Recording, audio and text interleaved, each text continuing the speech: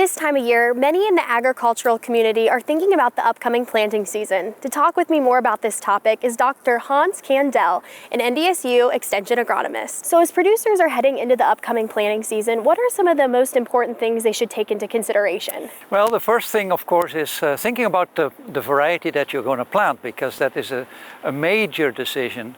And in our region, there are two things that farmers sometimes need to consider if they have the issue, and one is cyst nematode. Farmers need to pick a variety that is tolerant to cyst nematode.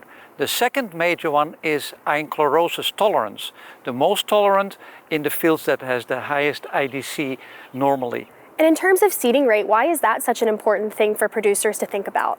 In our short season, we need to have enough plants in the field to maximize our yields. So based on all the trials that we have done for a long time, we need to plant around 155,000 to 160,000 seeds to get about 150 plants in the field. And that maximizes our yield. The key point is to get those seeds evenly distributed. That means also that we need to think about the row spacing that go together. So if you have a narrow row spacing, then we will optimize our yields compared with wider row spacing. And then another very important thing for producers to consider is the actual planting date. If we can optimize our planting from that frost date till the first frost in the fall, we maximize the season.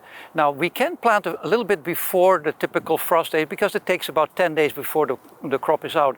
So we have found that you can gain about a third of a bushel per day that you can plant earlier in that ideal time frame in May. So every day that you delay in May, you lose about a third of a bushel. So it is very critical that we try to plant as early as we can.